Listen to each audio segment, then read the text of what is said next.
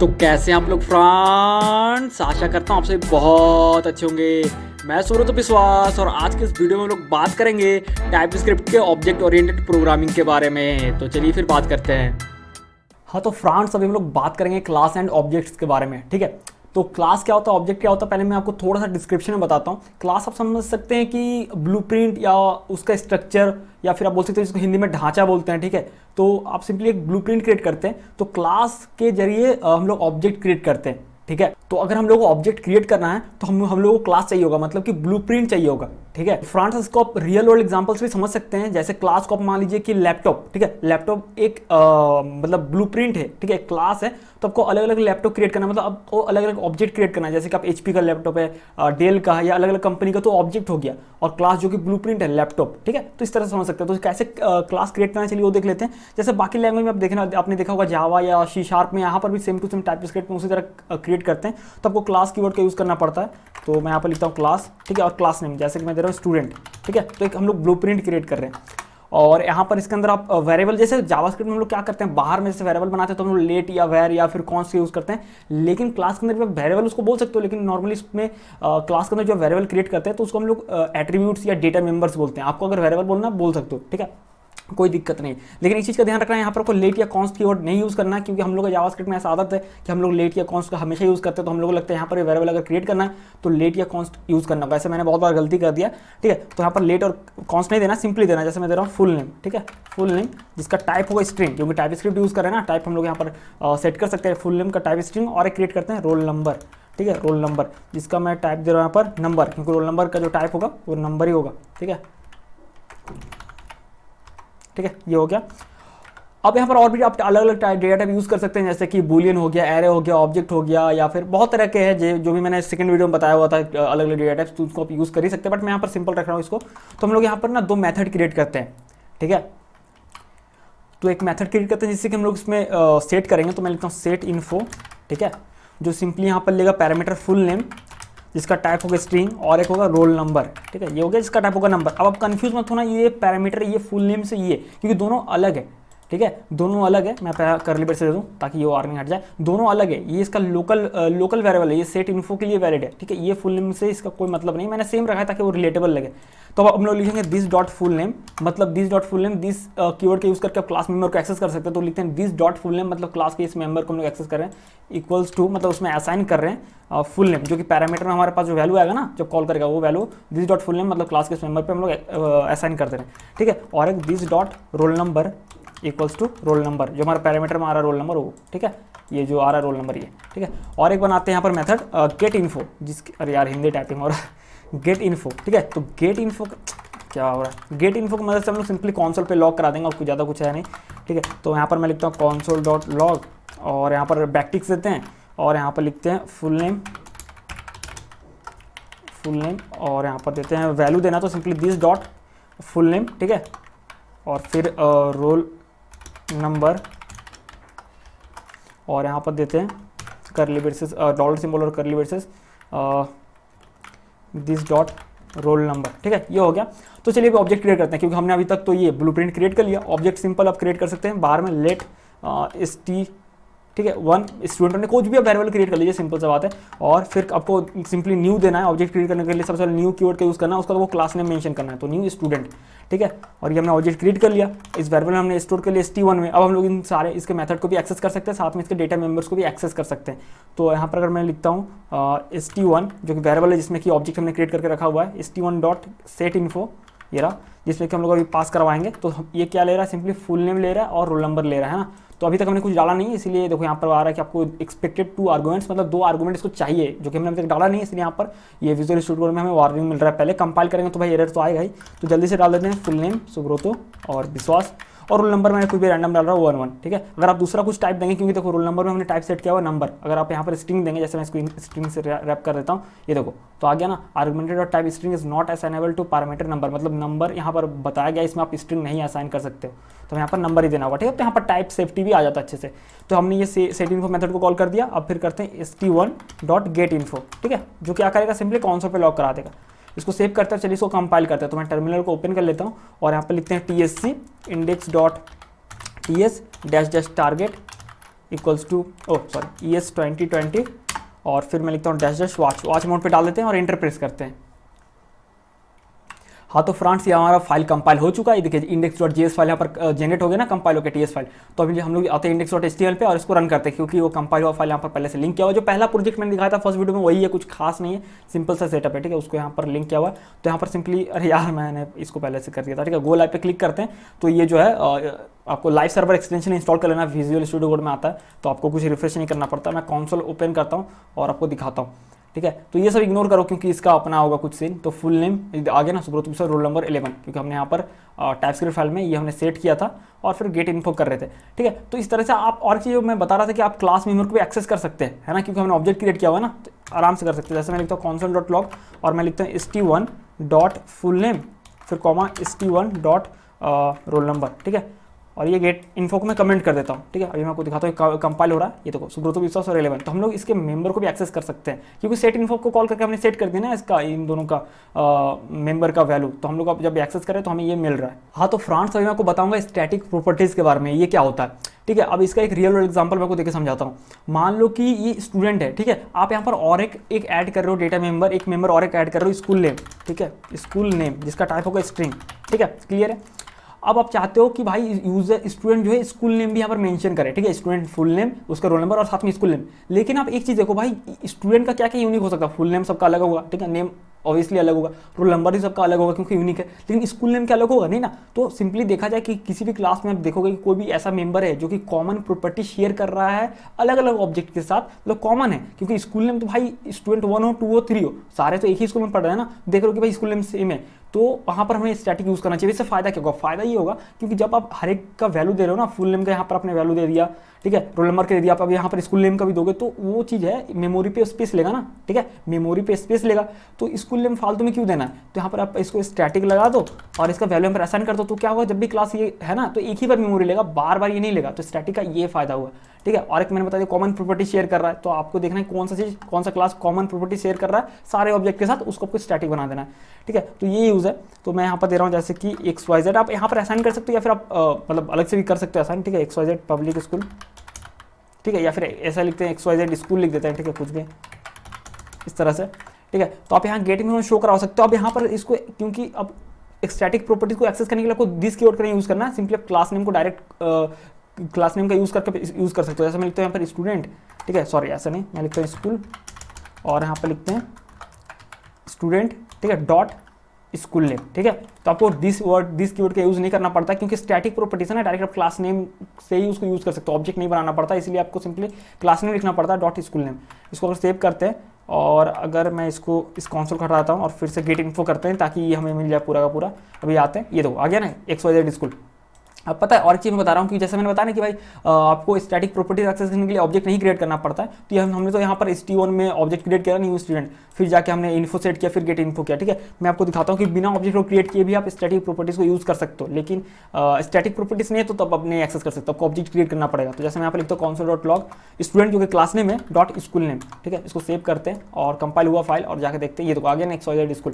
लेकिन अगर आप दूसरे प्रॉपर्टीज को चाहेंगे तो वो नहीं होगा। जैसे मैं फुल नेम लिखता हूँ यहाँ पर पॉपअप में भी नहीं आएगा, ठीक है, फुल नेम नहीं होगा, ठीक है। यहाँ पर खुद आ रहा है कि भाई ये नहीं होगा, माउस अगर लेके जाएंगे, ठीक है, तो ये डज नॉट एग्जिस्ट इस तरह से बताएगा। तो इसके लिए आपको ऑब्जेक्ट क्रिएट करना पड़ेगा, लेकिन अगर स्टैटिक प्रॉपर्टीज है तो उसके लिए आपको नहीं करना पड़ेगा। तो आप स्टैटिक मेथड्स भी क्रिएट कर सकते हैं, जैसे ये मेथड है ना, तो एक स्टैटिक मेथड में क्रिएट करके आपको दिखाता हूँ। स्टैटिक मेथड भी आप क्रिएट कर सकते हैं। जैसे मैं लिखता हूँ स्टैटिक और से हेलो, ठीक है, और इसमें हम लोग सिंपली console.log सिंपल करता हूँ, जैसे कि कैसा है भाई, ठीक है, ऐसा कुछ।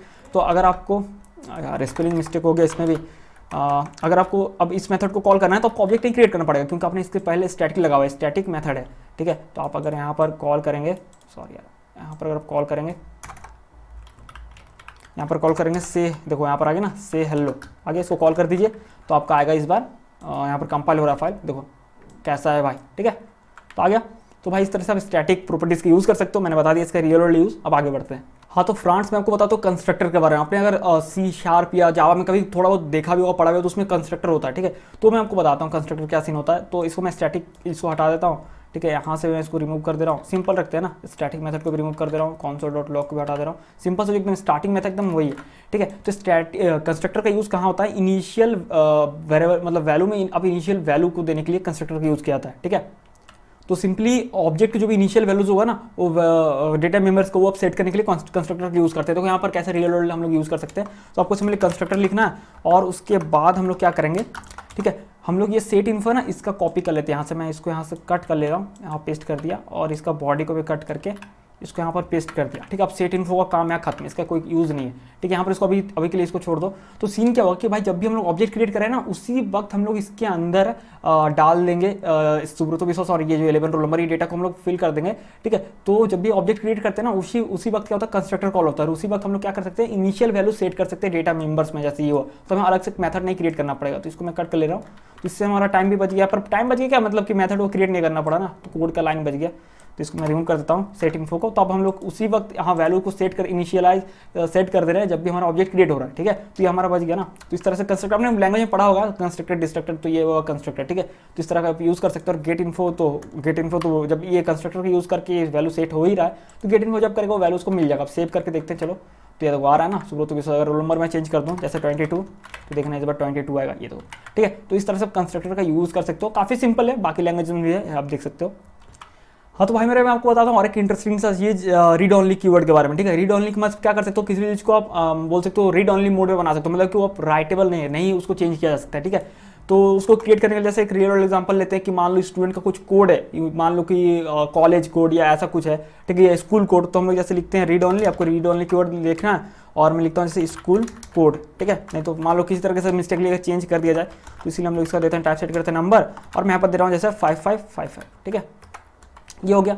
अब ये चेंज नहीं होगा, ठीक है, क्योंकि आप ST1 करके चेंज कर सकते हो। जैसे ST1 अगर मैं लिखता हूँ फुल नेम इक्वल्स टू मैं लिख सकता हूँ XYZ, ये कर सकता हूँ, ठीक है। और जैसे गेट इन्फो होगा ना, तो वो चेंज भी आपको दिखाएगा, ठीक है, अगर ये हो रहा है कंपाइल, ये देखो XYZ। लेकिन आप ये नहीं लिख सकते हो कि ST1 डॉट क्या था स्कूल कोड, ठीक है, यहाँ पर आएगा ही नहीं पॉपअप में, पहली बात स्कूल कोड, ठीक है। अरे अच्छा आ गया, तो मैं अगर लिखता हूँ कुछ भी 11 इस तरह से, देखो नहीं हो सकता, ठीक है, because it is A read only, ठीक है, आप उसको नहीं चेंज कर सकते हो। तो यहाँ पर एक रियल वर्ल्ड इसका यूज़ आ गया।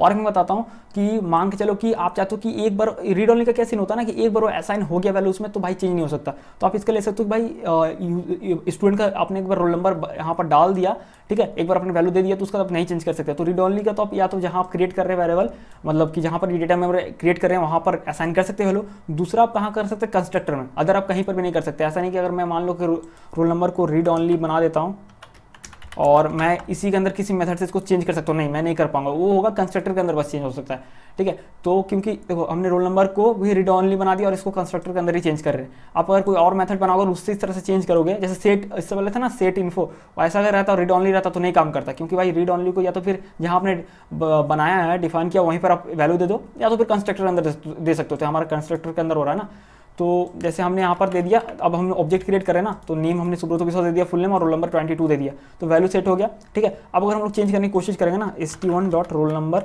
इक्वल्स टू 100, तो नहीं होगा, क्योंकि हमने उसको रीड ऑनली बना दिया, तो नहीं होगा। वो cannot assign to roll number because it's read only, ठीक है, रीड ऑनली तो नहीं हो सकता भाई, ठीक है ना। तो ये इसका मैंने बता दिया रीड ऑनली का रियल वर्ल्ड यूज़ और ऐसा कुछ है, ठीक है। हाँ तो फ्रेंड्स अभी हम लोग बात करेंगे पैरामीटर प्रॉपर्टीज़ के बारे में। काफ़ी कमाल की चीज़ है, देखो होता क्या मैं बता रहा हूँ। हम लोग क्लास में हमने दो, यहाँ पर हमारे पास मेंबर है जैसे रोल नंबर स्कूल इसको तो मैं हटाता हूँ, स्कूल कोड कभी कभी हटाता हूँ, ठीक है। फुल नेम है और रोल नंबर है, ठीक है। इसको हमने पहले यहाँ डिक्लेयर किया, फिर हमने कंस्ट्रक्टर में पैरामीटर लिया और फिर हमने असाइन किया, ठीक है। ये 3 स्टेप में कंप्लीट हुआ ना, तो इसको हम लोग थोड़ा और रिड्यूस कर सकते हैं। वो कैसे, पैरामीटर प्रॉपर्टीज़ की मदद से। तो उसमें क्या होगा कि आप एक ही जगह पर डिक्लेयर और असाइनमेंट दोनों करोगे, मतलब कि जैसे फुल नेम है ना, आपको यहाँ पर नहीं लिखने की जरूरत है और ना ही आपको ये भी लिखने की जरूरत है, ठीक है। आप यहीं पर कंस्ट्रक्टर में उसको आप डिक्लेयर कर रहे हो और असाइनमेंट भी वहीं पर होगा। तो वो कैसे होगा मैं बताता हूँ। तो उसके लिए मैं दोनों के यहाँ से पहले कट कर देता हूँ, रिमूव कर देता हूँ, ठीक है। अभी ये जो वार्निंग आ रहे हैं इसको अभी वही के लिए छोड़ दो, ठीक है। तो इसके पहले आपको जो यहाँ पर फुल नेम और रोल नंबर 2 पैरामीटर है ना, इससे पहले आपको कीवर्ड लगाना है, ठीक है। तो अभी तक हमने कीवर्ड्स के बारे में इसके बाद में बताऊंगा, लेकिन अभी तक मैंने आपको रीड ऑनली के बारे में बताया ना, तो आप यहाँ पर रीड ऑनली लगा सकते हो। मान के चलते हैं कि फुल नेम और हमारा रोल नंबर रीड ऑनली है, तो जैसे हम लोग यहाँ पर पैरामीटर में कंस्ट्रक्टर में जो पैरामीटर से पहले कोई यहाँ पर कीवर्ड लगा देंगे, रीड ऑनली लगा दिया ना, तो अब हम लोग देखो हम लोग इससे पहले यहाँ पर डेटा मेंबर डिक्लेयर कर रहे थे, फिर यहाँ पर पैरामीटर ले रहे थे, फिर असाइन कर रहे थे। अब हम लोग को डिक्लेयर नहीं करना पड़ा, यहीं पर दोनों काम एक ही जगह पे हो रहा है, मतलब डिक्लेरेशन भी और आपका इनिशियलाइजेशन भी वैल्यू का यहीं पर हो जा रहा है, ठीक है। वैल्यू सेट हो जाएगा। अब इसको सेव करते हैं, तो गेट इन्फो करेंगे तो आपको मिल जाएगा, ठीक है, ऐसा नहीं मिलेगा, लेकिन आप चेंज नहीं कर सकते क्योंकि आपने रीड ऑनली लगा रखा है, ठीक है। तो मैं कुछ कीवर्ड्स अभी आपको बताता हूँ, जैसे कि पब्लिक है, प्राइवेट है, प्रोटेक्टेड, इसके बारे में आपको थोड़ी देर बाद में बताता हूँ। तो मैं अभी के लिए इसको पब्लिक कर देता हूँ, ठीक है, ताकि मान के चलते कि इन सभी को हम लोग चेंज कर सकते हैं। तो मैं इसको अगर पब्लिक चाहूँ तो पब्लिक ही इसको मैंने कर दिया, तो मतलब पब्लिक का मतलब होता है कि उसको कोई भी चेंज कर सकता है, कोई भी एक्सेस कर सकता है, ठीक है। तो फुल नेम क्योंकि चेंजेबल है रियल वर्ल्ड में, मान लो रोल नंबर नहीं है, रीड ऑनली, तो यहाँ पर प्राइवेट कीवर्ड भी लगा सकते हैं। मैं अभी बताऊंगा कीवर्ड्स के बारे में, टेंशन मतलब, बट अभी के लिए समझ लो कि आप इस तरह को इसको बोलते हैं पैरामीटर प्रॉपर्टीज, ठीक है। तो इस तरह के चीज को भी यूज करके एक ही जगह पर डिक्लेयर और इनिशियलाइजेशन दोनों यहाँ पर हो रहा है, ठीक है। वैल्यू ऐसा यहीं पर हो जा रहा है, आपको अलग से डिक्लेयर नहीं करना पड़ रहा है यहाँ पर फुल नेम और फिर रोल नंबर और ये वो, ठीक है, अल्लाह फल्ला ढिंकाना, ठीक है। तो ये था भाई पैरामीटर प्रॉपर्टीज। हाँ तो फ्रेंड्स अभी मैं आपको बताता हूँ कीवर्ड्स के बारे में, ठीक है। तो मैंने एग्जांपल को थोड़ा सा सिंपल रखता हूँ, पहले ऐसा कर देता हूँ जैसे पहले था, ठीक है।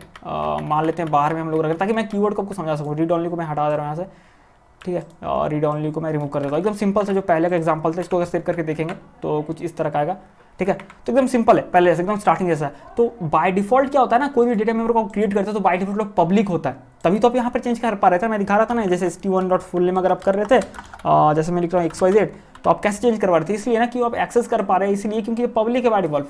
फुल नेम और रोल नंबर जो भी आप डेटा मेंबर क्रिएट करते हैं, तो आ गया ना, जो भी डेटा मेंबर क्रिएट करते हैं अगर आप कीवर्ड नहीं लगाते तो ये बाय डिफॉल्ट पब्लिक होता है। हालांकि यहाँ पर पब्लिक कीवर्ड लगा सकते हैं, पब्लिक आप यहाँ पर दे सकते हैं, ठीक है, अगर आपको लगे तो। इससे क्या होगा, थोड़ा रीडेबिलिटी बढ़ जाएगा, मतलब देखने से कोई बोल देगा हाँ भाई ये जो मतलब डेटा मेंबर से वेरिएबल्स भी बोल सकते हो, ये पब्लिक है, मतलब कोई भी एक्सेस कर सकता है, ठीक है।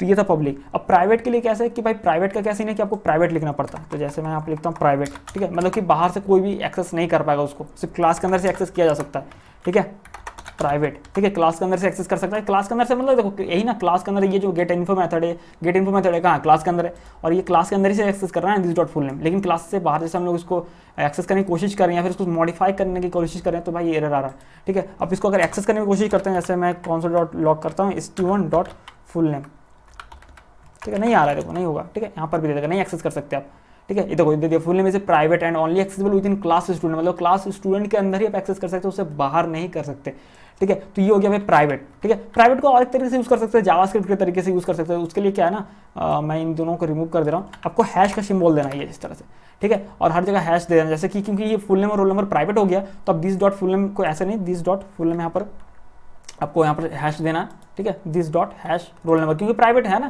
प्राइवेट मेंबर है, आप यहाँ पर एक्सेस कर रहे हैं, और मतलब console डॉट लॉग के लिए यहाँ पर आपको देना हैश, और यहाँ पर भी आपको हैश देना है, ठीक है। ये हो गया, आप इस तरीके से भी कर सकते हैं, ये जावास्क्रिप्ट में सपोर्टेड है, ठीक है। तो आप प्राइवेट कीवर्ड यूज करें या तो फिर इस तरह से आप कर सकते हैं, फिर हर जगह आपको हैश देना होगा, बस इतना ही अंतर है, ठीक है। तो पब्लिक प्राइवेट ये दोनों मैंने आपको बता दिया।